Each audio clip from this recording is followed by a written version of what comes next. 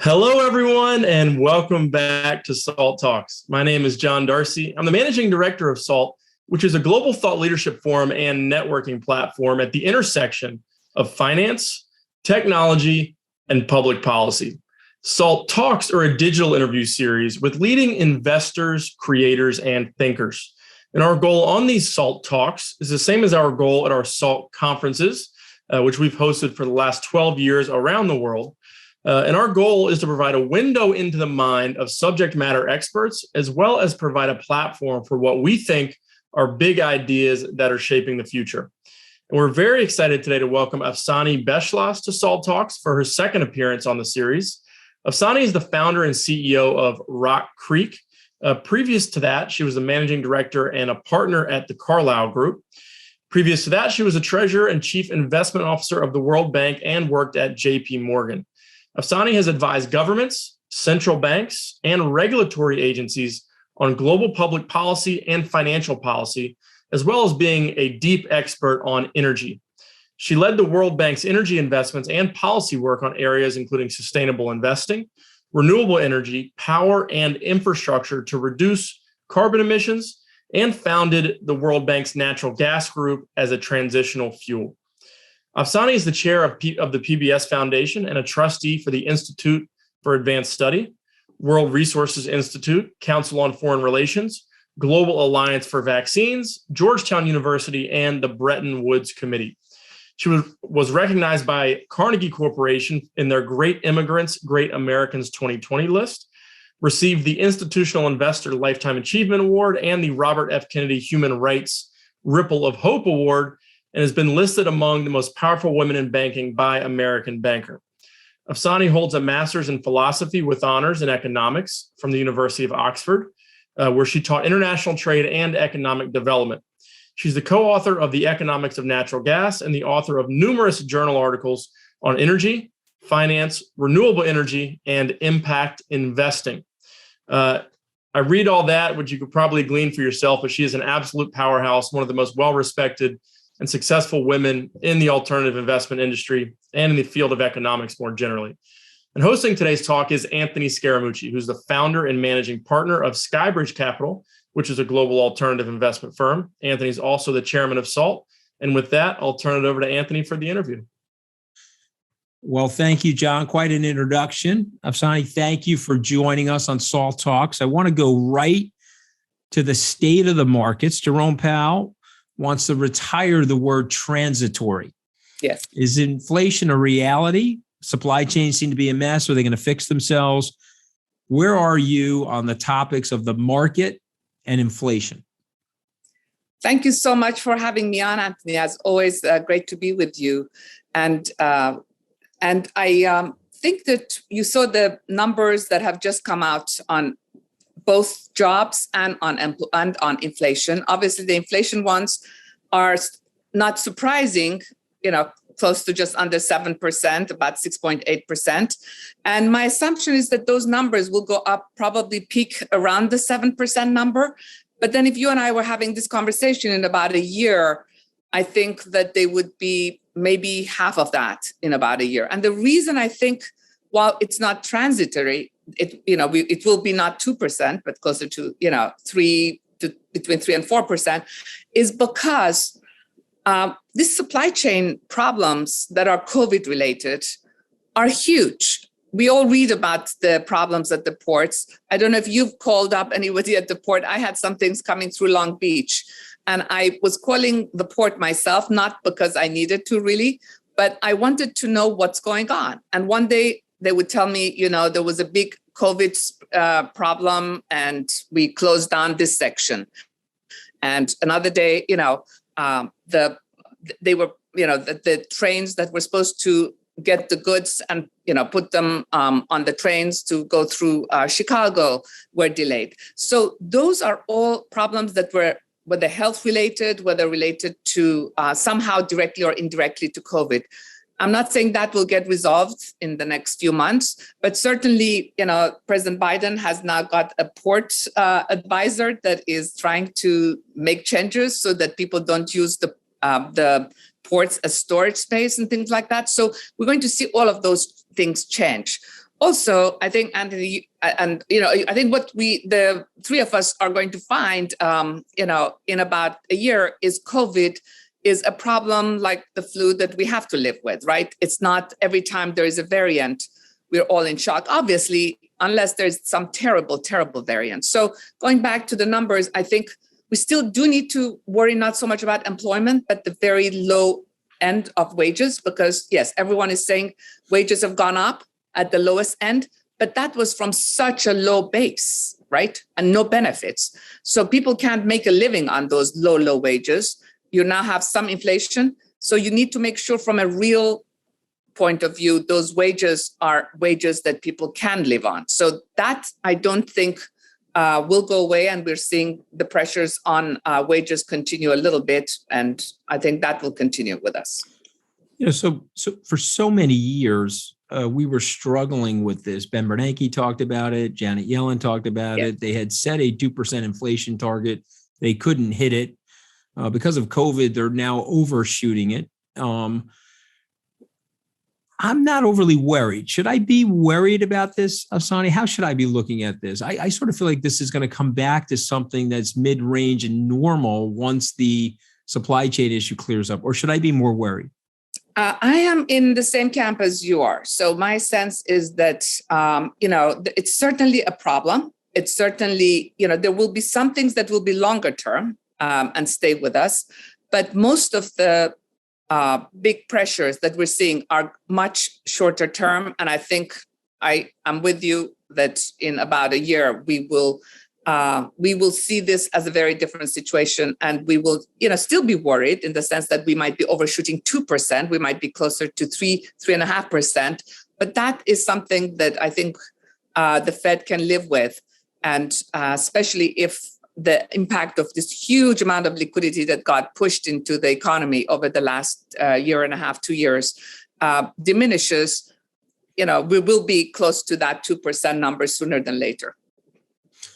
Okay, let's switch gears for a second and talk a little bit about ESG. The last time that we were together, we were talking about the investment interest in ESG, and it seemed like we were peak cycle in ESG. Is the enthusiasm still there? Has it peaked, or do you think it's still early? Where are we with ESG now? I think we're at early stages, and I think it's growing super fast.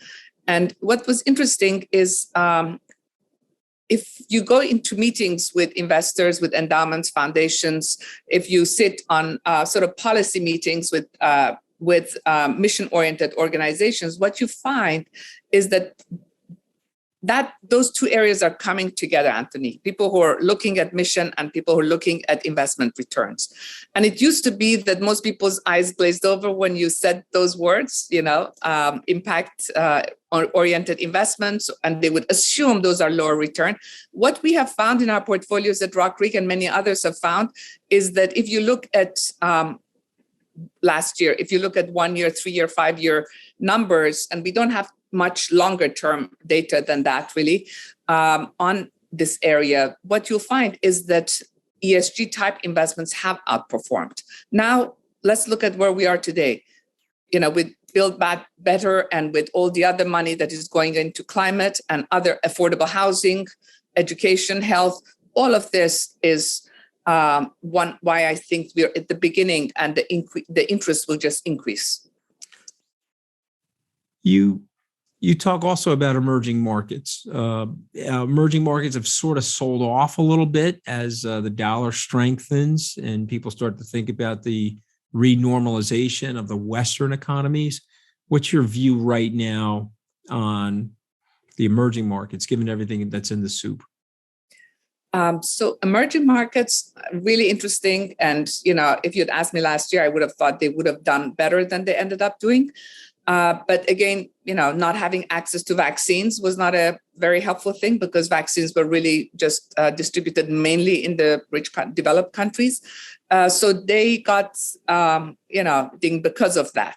But what is the situation right now. Obviously, the U.S. has been the market that most investors have been coming to, and most large institutional assets all over the world have been coming into the U.S., much less to developed even Europe and Asia, let alone emerging markets. So you've had flows have been weaker. What was very interesting is like this week, where the flows into China A shares were huge. Compared to their usual flows. So I think people are seeing value. I think there's another area of the world which is very, very interesting, which is East Asia and South Asia ex-China. And I think those countries will be beneficiaries of what is going on geopolitically. And also they themselves are growing fast. So those might be areas in emerging markets that will be particularly interesting. But also, let's not forget, there are very, very specific areas if you look, let's say, at fintech, or if you look at climate-oriented investments, you will see that those are also interesting areas in emerging markets. So you may not want to just blanket invest in emerging markets, but find areas that are particularly interesting in particular countries. I mean, I think that makes sense. I want to talk broadly about carbon emissions. The United Nations carbon meeting, the COP26 that took place in Glasgow. You held a discussion with a series of investors, policymakers, and climate experts. What's your take on the summit? Are those things valuable to us? Was it a success? And what is the policies going forward that's going to help the world? So these meetings have been going on for years. If you remember, those IPCC reports used to come out a long time ago. No one paid attention to them. And it was only this year that people started concentrating. And if you say these meetings have gone on for years, I have to take your word for it, because I'm one of those people that did not pay attention to them. So right. Are we starting to pay attention now? Right. And I think people, are paying attention to, it's on the cover of newspapers. So everybody looking at the newspaper looks that there was a COP meeting. Everybody sees there was this IPCC report, right? So they're not just specialist reports or specialist conferences for people who are very broadly, very specifically interested. It's very broad interest in the topic. So what does that mean? It means that if you look at the youth in the US, for example, most of the information we're seeing and the activists who were in COP would tell you that they're going to choose what they spend, where they live, where they work, the mode of transport they use based on climate, right? So that is something that was not the case with previous generations. And they are going to be an important power because they will also have dollars to spend, and they will be activists who will impact companies in a way that maybe their parents did not. The other area is that I think that while the climate conference, you could argue, in some ways it was not successful because we did not agree to stop coal power plants, right? We said we would look into that. In some ways, again, on the negative, you had India say we will start getting to net zero, in 2050. Brazil's talked about forests and then took back some of what it had said. Now, you could say that was negative. I think what was positive was the fact that so many people were aware of it, whether you were there in person or not. And so many more people are affected by the impact of climate in their daily life. Their basements are flooded. Their houses have been destroyed. They've seen fires that were impacted because of problems with forests. So a lot of people now see climate as a big problem, not just big institutional investors who see it as a big risk in their portfolio. So very big difference. And there will be another meeting, COP27 next year. So it's not so much what the meeting achieved, but the fact that it heightened people's awareness of the problems. It ties into energy. You and I both are students of the Middle East, and obviously you're from the Middle East, and you've had a great background in energy policy and energy investing. So what does all of this mean? Tell us about the forward 5 years for energy and its relationship to what these governments and private sector businesses need to do to clean up the environment.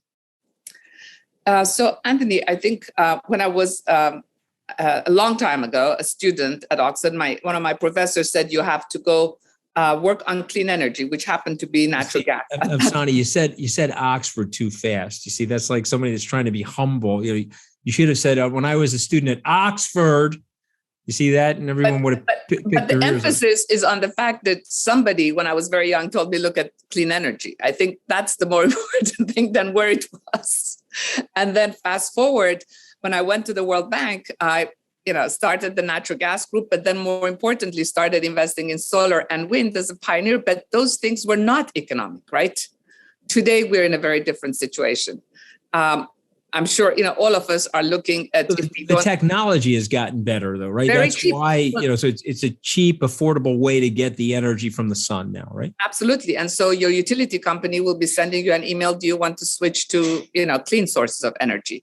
Because it's, if not cheaper, it's equal in price to traditional fuels. So what we're seeing is, and you may have seen, of course, the IEA report just came out. And we agree with the results that you're going to see that a 60% increase in electricity, and it will be mainly generated by renewable energy. By the way, a lot of that will be in China and emerging markets, because emerging markets will sort of take more than half of the growth, if not, closer to almost 3/4 of the growth in energy production. And so the largest growth is going to be in solar and somewhat in wind. And that, I think, is now going to be with us. And as this electrification increases, you will see that the pressures on grids will also maybe reduce, because some of this will be distributed energy. So it will be closer to you. It won't be impacted by the very big cyber problems or big technical problems or trees coming down somewhere very far from you. So I think the work of that's the beauty of renewable energy, that it allows you to invest in big plants or in very small individual sized plants. And you're seeing it's one of the fastest growing at the retail level, at the your own household level, as well as commercially. So when you think about environmental cleanup, and you think about reversing some of the effects of climate change as a result of carbon emission, are you hopeful, medium hopeful? What's your opinion? Where will we be in 5 or 10 years? Will we have stemmed the tide? So I think if we are really, really aggressive today, so we are not, both of us don't use, reduce as much as possible our use of plastics. Everybody we know does that. If we all are cognizant of how much energy we're using, if we start, requiring companies, just like they put on their boxes how much salt or how much sugar they have in the food, talk about carbon emissions, could talk about methane, talk about other climate-oriented indicators, and we have a better way of standardizing these things. And then when you go out to buy something, a car, or you're looking at your house, looking at the heating system, you make choices on price, but within the same price range as you're going to go for something that is cleaner than not. Why not? So as we have more data come out and more information, and a lot of energy is getting invested in these measurement devices and measurement systems, I think that will help. The other thing is technology, right? Technology is moving very fast. So hopefully with that, you might have carbon capture, right? So while we are still continuing, and by the way, the net zero efforts that we all read about and talk about, and we've signed up for the net zero ourselves at RockCreek, it's not sufficient because it means net, that means you produce some and you make up for it. So we need to move away from netting to actually reducing. And that, if we start reducing, then I think we will be in a better world, in answer to your question. So, but everybody's invested here. I mean, like all the big banks, the financial institutions, the pledge is something like $130 trillion toward net zero. How realistic is that? And as a capital allocator, are you thinking about that as it relates to your investment policy decisions? So interestingly, everyone has signed up, but if you look at the banks, they're still investing in oil and gas and coal, right? So some are. but as an investment, I think as we see right now, if you're an insurance company, you are really looking at the risk of being invested in stranded assets and assets that are going to be problematic. So insurance companies have been ahead. Some of the sovereign funds have been ahead. We at RockCreek, when we look at investments, we kind of use an implicit cost of carbon, because if that could become a very big risk in portfolio. So just like you adjust for risk in your portfolios for different kinds of risk, interest rates changing, currencies changing, market, equity markets going up or down, and volatility in different markets. You also, I think, need to really start looking at the price of carbon yourself, because unfortunately, you asked about the successes in Glasgow. One of them was not to talk about carbon pricing. Yeah, and we also know that some of the countries have not really opted in fully, right? India and China are still, let's say, ambivalent about it, and so that it's not yet a global commitment. Do you think companies are capable of achieving these net zero commitments? Are they capable, or is this lip service? I think they're capable of doing a lot, but they also need toolkits. So it's. Some people don't have, there are a lot of people, Anthony, who would like to, but they don't know how to. So I think we need to invest in sort of more better information. If you're interested in reducing your, carbon footprint, these are the 3 things that you could do. And at the same time, because of investment money going in more and more into renewable, I think that's how you're going to see a big change. And that, by the way, India and China may not have signed, but where they're directing their own capital is towards renewable energy. India is doing a huge amount. China, while it's going to be still one of the largest coal users in the world, will be adding a lot to its solar. Unfortunately, we want to make sure that their promise not to sell coal power plants to other countries will stick, and they will not do that, because that will not be a good thing for what you're talking about. I guess one of the things that I'm worried about, and I'd like you to react to this, is that, the company makes the commitment and then they sit down with their CFO and they're trying to resource allocate, and they also have a board and shareholders, and they're worried about their overall profitability. So what would you say to a CEO? Are they able to make these shifts and maintain their profitability, or are you suggesting or thinking that they would have to take a hit potentially over a few years? Or, like, let's say you were at the board meeting, how would you advise a CEO in terms of the direction? So what has changed in boardrooms is boardrooms used to say that these would be extra costs. Today, I think every single boardroom, or I should say the majority of boardrooms, will be talking about how can we take advantage. One, in terms of reducing risk from a risk management, and every board is very cognizant of risk management, making sure that we are not putting our assets or reducing assets that are harmful to the climate, not because we are interested in the public good aspect of it, but because of how it impacts our specific company. Because stakeholders, people who buy your stocks, are going to be much more following that lead that we saw with Engine One and Exxon, but across the board, not just at energy companies, but every other company. So they know that. And the other thing is that what you said earlier, the price of renewable energy has come down. In some cases, it's cheaper. In some cases, it is less risky. If you're in an island economy, can you imagine importing, diesel oil and oil into an island economy and producing energy power with that versus using the power of the sun? Listen, I think that's I'm in your camp. I see the opportunity, and I'm glad that we've raised the awareness. And, we both have children, and hopefully someday I'll have grandchildren, and right. You will as well. And they'll be living in a cleaner world. That's my hope. Exactly. I look at the economic data. I know you measure the economic data.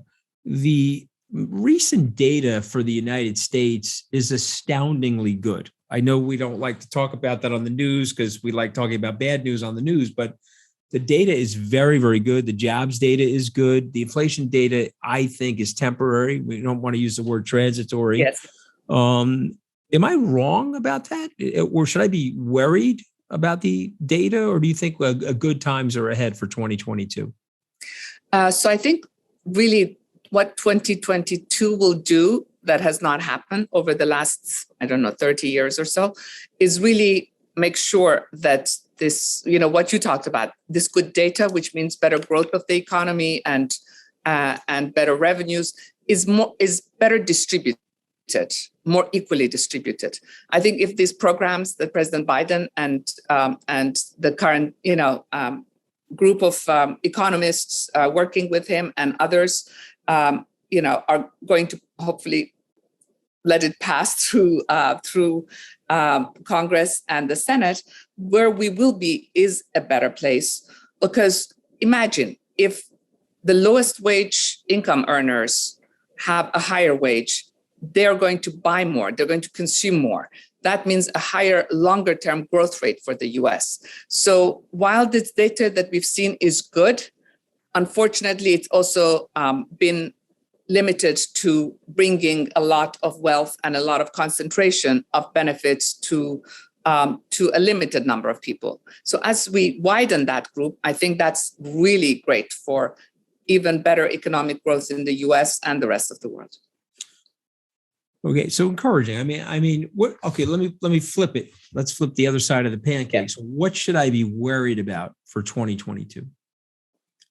I think what we have not really lived through, any of us, right, ever, but also can't read in history books to study what happened, in the past, is the scale of liquidity that got pushed into the economy, particularly by the Federal Reserve and other monetary bodies all over the world over the last 18 months to 2 years, right?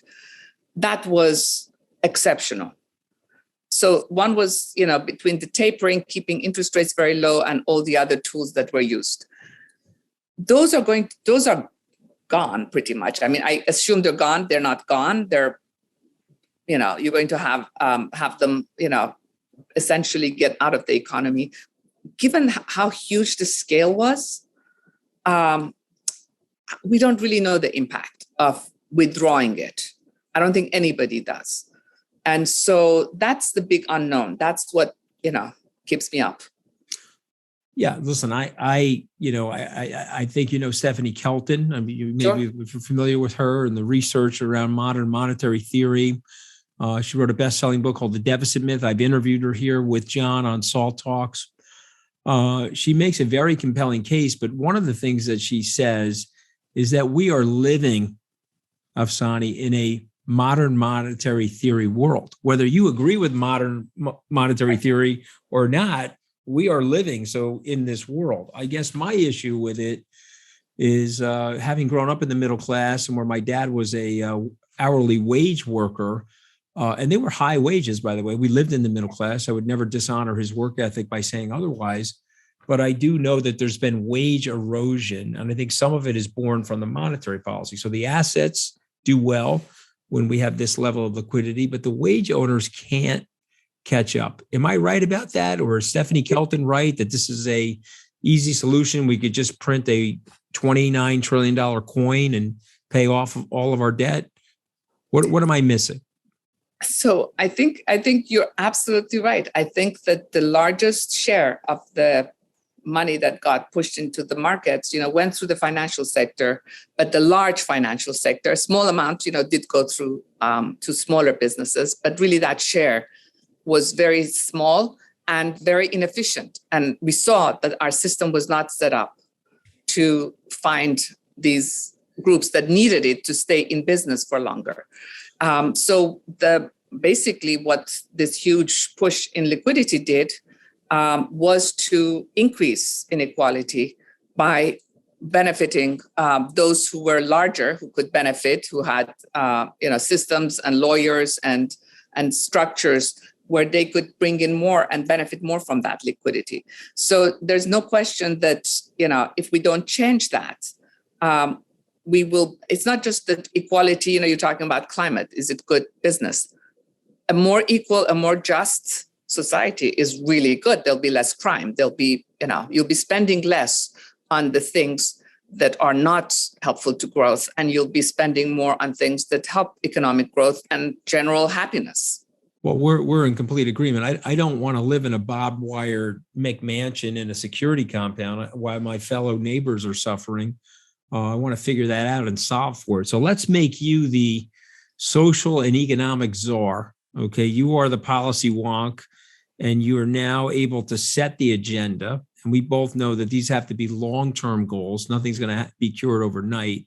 What are some things you would recommend to the American government, policymakers, governors, presidents? What would you say we would need to do to try to fix some of these ills? So one first thing would be to create in our financial system, as you know, a lot of people are not banked, and they don't have access to the banking system, right? And they pay much higher fees to just get their wages, to transact, etc.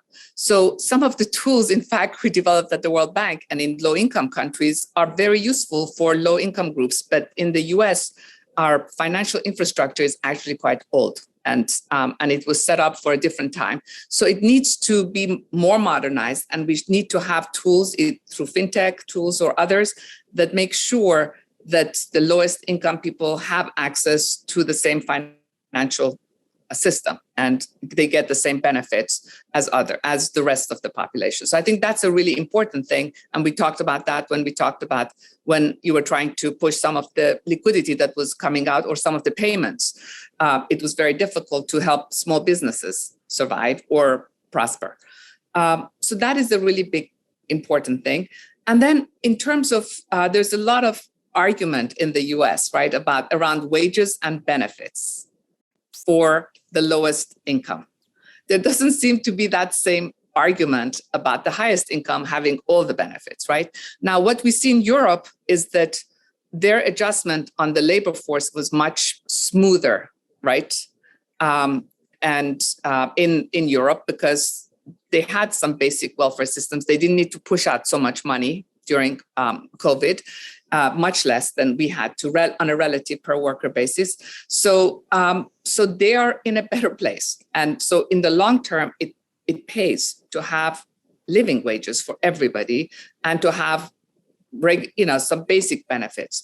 And it's kind of interesting in this day and age when people talk about maternity leave, let's say, and everyone agrees that people should have children if they want to have children, but no one agrees on how do you take some time off to have your child.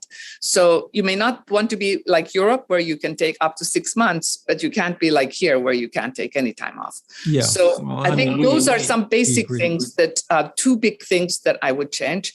And I think with that, you're going to have major growth. And last but not least, Anthony, I think I would invest in our youth.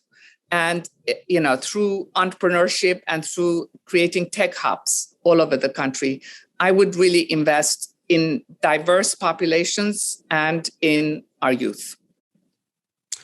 Okay, so we're going to close this out, but I got to ask a few more questions if you're okay with it. What are we pessimistic about? Let's start with the bad news first. Okay, we talked about the pulling of the plug of the Fed and perhaps straining some of the liquidity and the unevenness. What else are we pessimistic about or worried about? And then let's end this with what you're optimistic about and where you see the country going. So what I do worry about is what might happen geopolitically. So we have what's going on in Taiwan and obviously all the other issues that are going on between China and the US and China and the rest of the world. And I think that is the big elephant in the room. And I've worked on China for many, many years in my career at the World Bank and afterwards.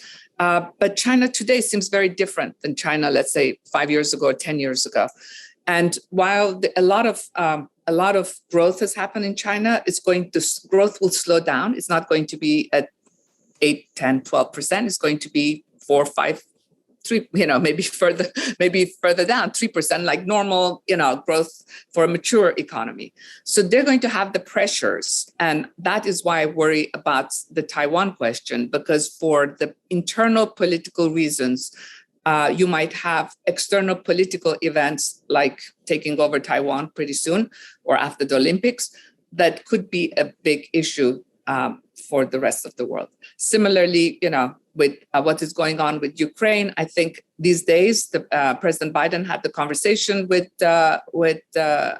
Putin, but how that gets resolved, and there's a lot of effort going on right now in the U.S. administration to resolve that sort of situation. Not that you can resolve it, but to moderate the crisis. But the Ukraine question stands there, and similarly, that's kind of a big problem in Eastern Europe, which will impact Europe. We talked about energy, that will impact European access to energy, but also more broadly, the growth of the future of Europe, which if it gets embroiled into conflict, is not going to be a good thing. Do you worry about the way we communicate? Because our good friend Ray Dalio was on television. He was trying to make a point. It didn't go over so well. He tried to clear up the point over the weekend. And we're all have a little bit of lockjaw now because there are things going on in China that we probably don't like and we think are unfair. They may think there's things about our system that they don't like, that they think are unfair. I'm worried about the cultural dynamics, about the way we handle each other. We're quick to judge and cancel each other.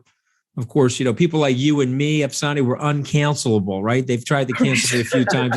They can't get rid of me, Afsaneh. But I'm worried. Should I be worried? I think there's no question that having a good, candid but constructive and positive dialogue between people who have different views is very important. Whether you're two countries negotiating, in order to negotiate between two countries or two people or two people from two parties, we have a tradition in the U.S. of people who are in the different parties talking to each other. And I remember when I first moved to Washington, you would go to a dinner party. You had really wonderful conversations around the table with people disagreeing with each other. So I think that is the dream, no question. I know we're going through this phase in our history right now where everything is becoming more louder and more shrill. But, I'm a generally optimistic person. It might be that we go through this stage and hopefully our kids who come after us are going to resolve this problem. And they'll be less crazy like us. We're the baby boomers. We have a tendency to be a little bit more dramatic, melodramatic. Maybe our kids will be more data dependent and calmer. Right. My last question for you, what's ahead for you and your firm? So we have been really fortunate at RockCreek. As you may know, we have invested more than $7.4 billion in diverse firms and companies. Congratulations. Thank you. And we've invested a similar amount in ESG and climate and housing affordability, education, technology, and all of that, as I was saying, we have done with one very simple objective, which is highest returns for mission-oriented organizations who need those high returns in order to pay their pensioners or to do all the good work that they do in a foundation or university. So that is now something that a lot of other people are doing, and I'm really excited about that. But specifically at RockCreek, we have this great database of opportunities to invest, let's say, in diverse firms and companies, or in housing affordability, education, climate, that I'm really excited to bring out and to make it available to more people in a way that will help others who want to do these find these opportunities more easily. Because for people who are starting to invest in a more diverse firm or in a more diverse set of ESG and impactful investments, initially it's hard to find the best ideas. So very excited about that. And I think we're in a really, really good place. We're very stable, despite the numbers we see on quit rates in data that both of us see, all three of us see. We see that our stable firm, stable clients, stable colleagues. And so that is a very good base to help work with our clients to have the high returns in a more complex market, but to also invest more in some of these impactful ways. Well, I want to congratulate you on everything that you do. Thank you. And the only thing I don't like about our relationship these days, it's two-dimensional. I see you over Zoom. Yes. And I see you on conference calls. Hopefully we'll get a chance once this COVID nightmare ends to make it three-dimensional again. I want to thank you for joining Salt Talks. And I really do hope I get a chance to see you soon, and happy holidays to you and your family. Thank you. The same to both of you. And thank you, everyone, for tuning into today's Salt Talk with the great Afsaneh Beschloss.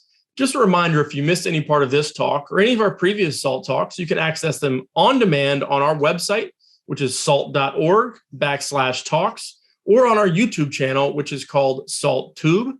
We're also on social media. Twitter is where we're most active at Salt Conference, but we're also on LinkedIn, Instagram, and Facebook as well. And please spread the word about these Salt Talks. Again, we like educating our community, and a lot of the things that Afsaneh is one of the deepest experts in the world on, things like sustainable finance, energy, are things that we love educating our community about. Just a heads up, we are planning our event calendar for 2022. So make sure to tune into our website, salt.org, for updates, and follow us on those social media outlets that I mentioned to get sort of first dibs at an exciting slate of events that we are getting ready to launch here in the coming weeks. But on behalf of Anthony and the entire SALT team, this is John Darcy signing off from SALT Talks for today. We hope to see you back here again soon.